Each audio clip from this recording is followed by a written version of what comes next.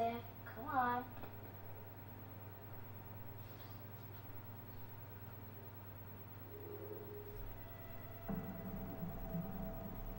This is gameplay. So the first thing you're going to notice about Until Dawn is it's kind of a non-game, which is the nice way of saying that the gameplay is terrible. The vast majority of your time is just spent walking, moving a light around, and maybe occasionally finding an object of interest. You can pick these up and move them around, and sometimes they show you something interesting, like a future event. I'm wondering if there was some kind of meeting at Sony that mandated these close-up and rotating objects in your hand, because they're in the Order 1886, Until Dawn, and even Uncharted 4. In Until Dawn, any kind of action sequence is handled by on-screen button prompts, commonly known as QuickTime events. I will give it credit, a lot of the QTEs don't actually give you much time, which adds some intensity. They're often accompanied by a ticking clock sound effect, which also helps to reinforce the urgency. But at the same time, a lot of them just can't be failed. This is really noticeable with Mike and Sam, because they are considered the main characters, and therefore they're plot critical, so they can't die until the finale of the game. In my second playthrough, I failed every single QuickTime event with Mike, and I tried the same with Sam. There can be consequences for failing the QuickTime events with Mike, but Mike himself can never die. Failing Sam's QuickTime events usually just results in having to repeat the section, like when climbing a rock wall, which is honestly just a little obnoxious. Obviously, once you know that Mike and Sam can't die, the game loses a lot of its tension. You spend a majority of the game playing as Mike, and when he can't die, it just kind of feels rather routine. Until Dawn likes to tell you that your actions can have consequences down the line via the butterfly effect system. I found that very few of the butterfly effect interactions actually did anything, and I played through twice. The only ones I found to have any effect are the Saw-esque scenes where you have to make a choice of who is going to die. I haven't looked up much about it, but I know for a fact that if you opt to try to kill Ashley in any of the Chris Ashley Saw scenes, that Chris is 100% insured to die. The same goes with Mike, failing QuickTime events after the Wendigo grabs Jessica. If you fail one, her death is a sure thing. The butterfly effect graphic pops up fairly often, but it never feels like it had any impact on the decisions I was making. That makes the game feel incredibly scripted, which isn't surprising because it really absolutely is. Most of the characters are kind of paired up, so if one character dies, it can make it difficult for another to survive. My first playthrough, only Sam survived, and the second, Chris, Ashley, and Sam survived because I messed up in the finale and caused a bunch of people to burn to death. I'll freely admit that a lot of these were me doing intentionally stupid things to get characters killed because honestly, most of the characters in Until Dawn are completely unlikable, at least in the beginning. In the beginning, everyone except Sam has some glaring character flaw. Mike definitely steps up to the plate and wins you over, but a few characters just don't even try. It's hard to tell if it was designed that way, or if they simply didn't have enough time or desire to develop any of the other characters besides Sam and Mike. There are a few scenarios like when Sam is running from the killer, where you can choose to run or hide. If you choose to hide, you simply have to do an extra QuickTime event, then it goes down the same path as if you chose to run. The outcome is always the same, regardless. That's disappointing because it makes every choice you make feel worthless. When a large chunk of the gameplay and marketing is based around making choices and having consequences, it really cheapens the experience. A lot of your choices just have zero impact on the overarching game. Any choice in the therapy sessions is irrelevant.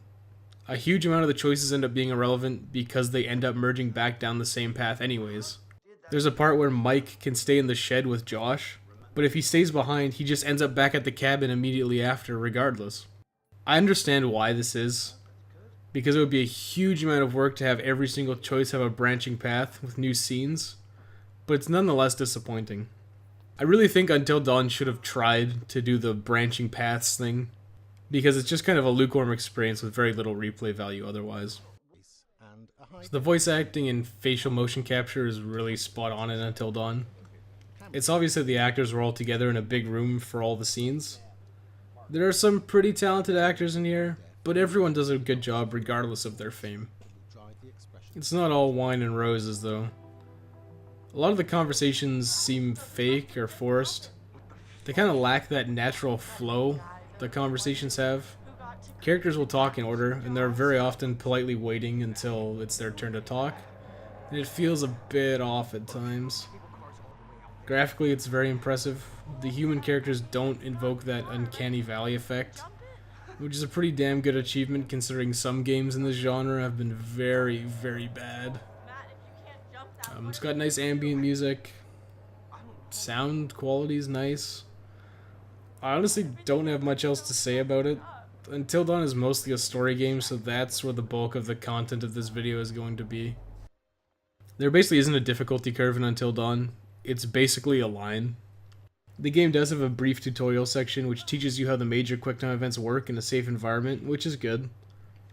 It covers all the major ones: shooting, on-screen prompts, standing still, which is actually a mechanic, and the quick A or B decision making with secret option C, which is do nothing and let the timer run out. I guess if you consider saving everyone the end goal, and that being the hardest thing you can do in the game, then it has less to do with any kind of mechanical skill, and more to do with simply knowing what choices to make. Figuring out what to do can only be discovered by finding the optional objects or repeating sections from subsequent playthroughs to try a different outcome. The hardest part in Until Dawn is easily the finale because it involves a series of the most difficult QuickTime events, which is just keeping your controller still. They've rigged it so you can't just put your controller down, as the light will gravitate towards certain edges even if it's sitting on a perfectly still, level surface. Then you have to keep track of how many people are left in the cabin if you want to save everyone. If you choose to run too early, anyone left in the cabin dies. It's fitting that the finale is the hardest part, but at the same time it can feel really tedious. As I said, the hold still QuickTime events are the most difficult by a wide margin, and a string of them can be really annoying, especially when you have to keep account of who's left in the back of your head. Until Dawn is set up in a way that regardless of who lives and who dies, you will always reach the finale. Sam and Mike have plot armor, and they will always make it to the final set piece. It doesn't matter if you fail every QuickTime event, it doesn't matter if you miss every shot with a gun, it doesn't matter if you find totems, it doesn't matter what choices you make throughout the game. Nothing matters. It doesn't matter.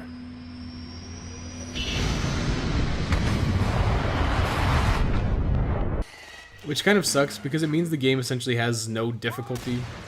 It's the kind of game that appeals to the lowest common denominator. The kind of game that even, like, quote-unquote non-gamers would enjoy. I don't think that's a big deal with Until Dawn because of the way it's structured, but some other modern games have a similar situation that really drags them down. Once you realize that you're going to make it to the finale and that the characters can only die in a handful of circumstances, it really negatively impacts the rest of the game, and especially the replayability. Until Dawn clearly wants to be a horror movie, borrowing heavily from movies like Saw, slasher, and monster movies. So I think it's fair to compare it to a horror movie.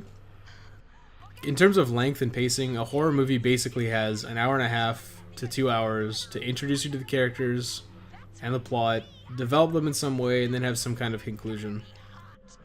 Since there isn't a lot of time to develop all the characters, and a lot of them are just kind of pushed to the wayside because they get killed, they usually just fall into like really obvious and easy archetypes. You know, you've got the jock, the nerd, the stoner, and the burnout, the cheerleader, the girl next door, etc. So since Until Dawn is a game on PlayStation 4, it gets to bypass the less than or equal to 2 hour rule. And as a result, the first about 2 hours is actually really, really boring. That isn't a joke. Until Dawn's runtime is like 5 to 6 hours, so the first third is just really, really boring. That's probably about the same ratio as a traditional horror movie, but the issue is the proportions. The first third of a horror movie is about 30 minutes. The first third of Until Dawn is about the runtime of the entire horror movie. The characters also largely fall into the same archetypes as the traditional horror movie, but it doesn't really use the increased length to actually develop them in any meaningful way. Most of the inflated runtime is just a single character walking by themselves, making the occasional quip about something in the environment. If you want to start another playthrough to attempt a different outcome, slogging through that first third is really annoying. I guess that's why there's a chapter select, but even then, chapter select uses your previous choices from your first playthrough. So if you want to do something completely different, you gotta start over from the beginning. I think something that really hurts the pacing is you actually revisit a lot of the areas. It makes sense that you're going to revisit some areas because you're in a really small, isolated mountain area, but it makes things feel really off. You spend a lot of time in the mines as multiple characters, and you revisit the asylum twice as Mike, which really just feels like padding out the length. It doesn't make a lot of sense for him to return to the asylum. So when you go back there, you've seen it all before, it's kind of just like, yeah. So there's some clear pacing issues and repetitiveness, which can be annoying. There's some variances based on potential character deaths, so I'm just going to go for a general outline since everything all ends up merging at the end anyways. Until Dawn starts with a prologue. Josh, Beth, and Hannah Washington invite their friends to stay at their family lodge on Blackwood Mountain. Hannah has a crush on Mike, who is currently in a relationship with Emily. The group, excluding Sam, Chris, Josh, and Beth, decide to play a prank on Hannah.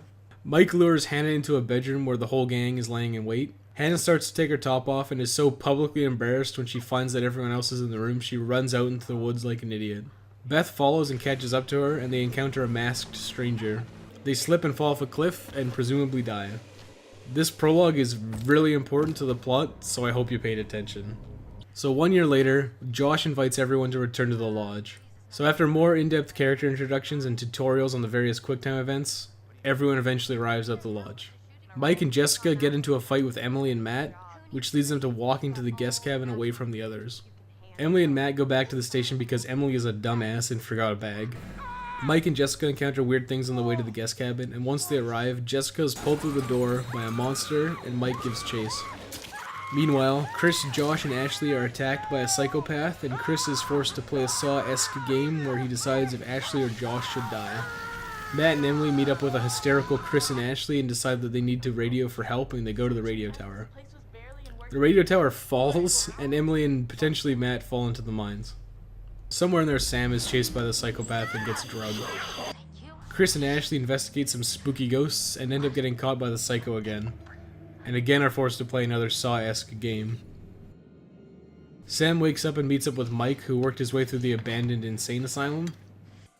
They all end up meeting up, and Josh reveals he was the psychopath, and then Mike pistol whips him. Emily wanders the mines for a bit and ends up back at the cabin. So everyone's back at the cabin, sans Josh, who is exiled to a shed. The stranger comes and reveals that the mountain is cursed by the spirit of the Wendigo. The stranger and Chris stupidly go to get Josh. The stranger is killed by a Wendigo. The group decides they need to go after Josh for the key to the gondola or whatever it's called, despite Emily making contact with the search and rescue, who told them to wait until dawn. Mike ends up breaking out the majority of the trapped Wendigos by accident with his infinite ammo shotgun. Sam meets up with Mike and they find and get the key from Josh in the mines. Everyone ends up back at the lodge, and during an altercation between Wendigos, the gas line for the fireplace is ruptured and starts filling the lodge with gas. Sam and or Mike blow up the lodge, killing all the Wendigo, and the rescue helicopter arrives and picks up everyone. Post-credits optional scene of finding Josh turned into a Wendigo after like a day. Most mystery-style movies or games or TV show whodunits won't just have some random guy as the antagonist, murderer, psycho, or whatever. It's usually someone we've seen throughout the story. So knowing that, there really is only one person who could have been the psycho. Josh. No one else would have access to the Washington's place to set up these elaborate traps and scenarios. No one has the motivation to do something like that besides Josh. And probably worst of all, you never actually play as Josh until well after the reveal. Every single character is playable before the psycho is revealed, some multiple times. So you can kind of put two and two together that it was Josh. The game does throw a few red herrings at you, with Josh being killed. It also feels kind of cheap, honestly. A gotcha moment. Especially when you consider that regardless of your choice, or even lack of choice, that Josh is always killed. Which could be further reinforcement that something's up. So Josh's plan is actually incredibly flawed and misguided. It feels less like a plan to get revenge on the people responsible for the prank that caused his sisters to disappear, and more like a plan to hook up Ashley and Chris, traumatizing them in the process, which is incredibly misdirected. Considering Chris is Josh's best friend, and was passed out drunk with him during the prank, the two characters who were mostly involved in the prank, Mike and Jess, are actually sent away to another cabin and are entirely removed from the equation. Emily is also completely absent from Josh's plan as well. I guess the game just chalks it up to Josh being crazy after the trauma of losing his sisters. I think that even he would actually target the right people who are in on it, especially considering how dickish Mike, Jess, and Emily are in the beginning of the game. He also makes a direct effort to harass Sam, who not only had no involvement in the prank, but actually tried to warn Hannah about it. I would think this is because Josh clearly is infatuated with Sam, and in conjunction with his craziness is probably why he targets her. The whole Beth and Hannah fell down and weren't found after a month of searching from volunteers is ridiculous. So when you're exploring the mines and just so happen to find Beth's grave in something absurd like less than 8 hours of being on the mountain, it's a bit hard to believe. I know there are signs saying that it's dangerous and the mine is derelict, but someone would have gone down there. When you consider that Beth and Hannah went missing in a blizzard, going into the mines for shelter from the storm is more than a logical assumption. It also works under the assumption that Hannah has a broken leg and physically cannot get out, or is just incredibly dumb. These kids find the mine, enter it, and find Beth's remains in Hannah's lair within hours. So why couldn't Beth get out after weeks? Even assuming her leg is broken, she could have crawled to an exit and to her family's cabin in probably 2 days, 3 tops. And that's even completely disregarding the search team she could have alerted while she was near an exit. The human survival instinct is pretty strong. I think she would have at least attempted to get out of the mine on her own. The same goes for the rescue crews. Most rescue crews will go to huge lengths to try and save people. You can look up the Nutty Putty Cave to see what some volunteers did to try and save some guy who got stuck. My point being is that someone would have gone down to the mines despite the danger, despite all the warning signs. Someone would have gone down there. Hell, the stranger probably would have just gone down there to make sure that Beth and Hannah didn't survive and succumb to cannibalism. He's down there anyways when Emily is in the mines, so I find it hard to believe that he wouldn't go down and check. Especially when his character is so thorough and so anti-Wendigo. It's the single biggest plot hole in Until Dawn's story. Until Dawn is straight up a bad game. But it's a fairly enjoyable experience, which is largely why this section of WTTB exists in the first place. When I was first deciding how I wanted to structure these videos, I knew I had to have some way to judge games that have either incredibly simple or essentially non-existent gameplay, and have more emphasis on story and experience. Things like point-and-click adventures in these new age movie games. I hate QuickTime events. So was Until Dawn entertaining despite being filled to the brim with them? You know, I did like it, but I think it's far from perfect. There's a lot to like, and there's obviously an equal amount to dislike. The production values are top-notch, which does help to mask some of the game's problems. There's an insane amount of just walking around with your current light source. I will never understand why game developers think it's fun or interesting to just wander around. There are a lot of games like Dear Esther that have this universal praise and is just the most boring shit ever. Any kind of walking simulator is usually just fluff and padding. The very slow and slightly faster walking speeds and long stretches of walking make the game about twice the length it needed to be. Until Dawn is at its best when it's doing cutscenes and scripted set pieces.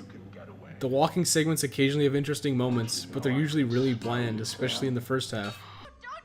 A lot of the death scenes in Until Dawn are pretty entertaining, even if there are only a few for each character. You know, shooting Emily is really entertaining. Seeing Emily get torn up by the rock crusher is really entertaining. Most of the death scenes have an appropriate amount of gore, and that gives you some satisfaction.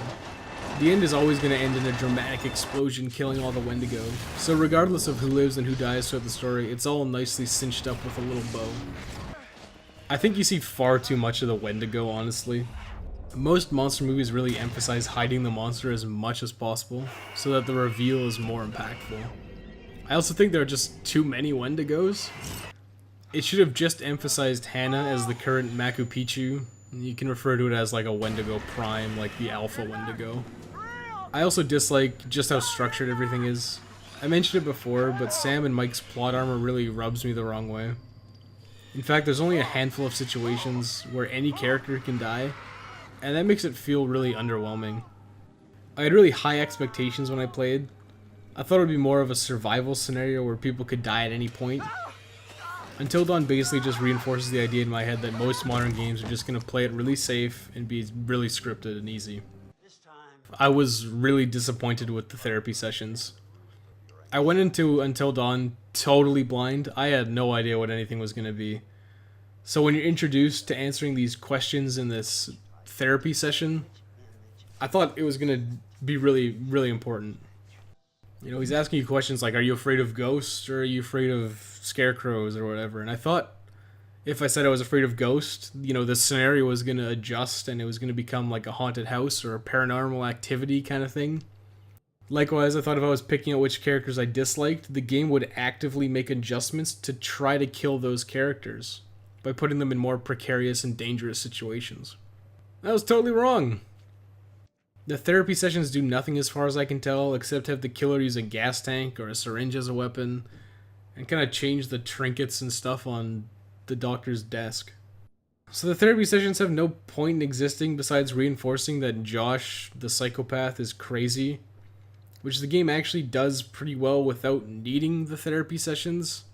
It's just strange. One of the problems is that they're also really jarring. You're kind of getting into a story segment that's pretty juicy and interesting, then it stops and makes you do a really slow-paced, boring therapy session. I think the therapy sessions exist because they signed on Peter Stormare, and they wanted to give him an opportunity to ham it up as much as possible.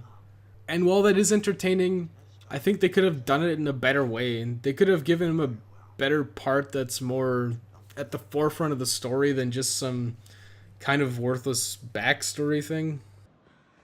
You know, it goes without saying, but the majority of the time spent walking around in Until Dawn is worthless. It's the total, like, illusion of gameplay. Most of the time you're just doing it for too long.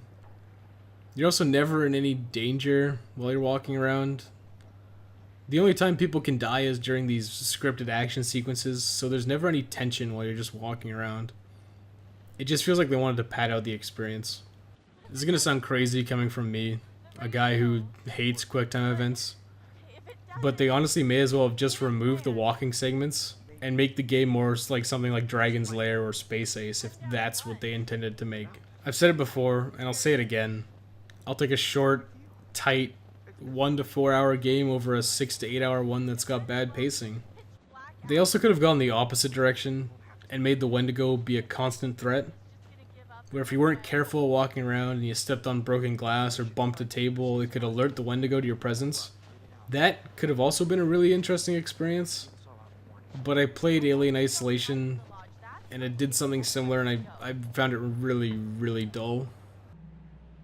I think the fundamental thing, the core thing I would change is probably make the game have a 2-hour runtime, but have a much more dramatic branching system. You'll make it feel like a choose-your-own-adventure movie. That's what I think it should have been. Short games aren't bad. They're actually really conducive to a single play session and being replayed over and over again.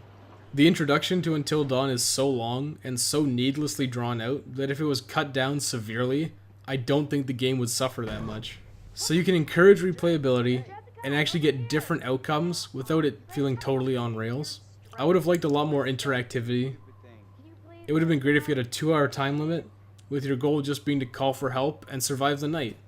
That would allow for a lot of emergent gameplay, which would make it really replayable. Make it a very interesting and unique experience every time you play it. And that would be fun to talk about with your friends and to play with your friends, because if you do something one way and then they try it a different way and you get something different, it's always going to be a surprise and interesting. So let's say you decided you're going to do a smart thing and barricade yourselves inside instead of splitting up and going and doing crazy shit outside. That scenario can involve you going out to the shed and getting hammers and building equipment. You know, going around boarding up the doors and windows. Then when you're going outside, if you're too slow or too noisy or whatever, you could have one of the characters be killed by the Wendigo. Then the others would have to scramble and find other things to do and compensate for the lack of one less person. I know that's not totally realistic, but I think making it shorter, but having the multiple branching paths would actually make it a lot more replayable regardless. You could use the knowledge from previous outcomes to influence your current playthrough. It would also allow you to make the butterfly system significantly more impactful and a core mechanic. Right now it feels like it's just a shell mechanic. something you could put on the box in advertising, but it's just empty and it actually doesn't do anything. So as it is, it's almost always the same. The differences from different choices are so minor that they barely impact the game. The finale is always the same regardless. The only difference being how long it is based on how many people are present. There's always that length baseline with Mike and Sam because they're unkillable, and that just kinda sucks. So Until Dawn was a pretty fun experience, despite the bad gameplay and some really awful pacing issues. The first playthrough was really, really good. Although, I do distinctly remember being really bored the first 2 hours, and then it kind of picked up and I got into it. Second playthrough, not as good, because I started to really notice the problems. You know, these branches don't matter, all these different choices don't matter. It doesn't matter.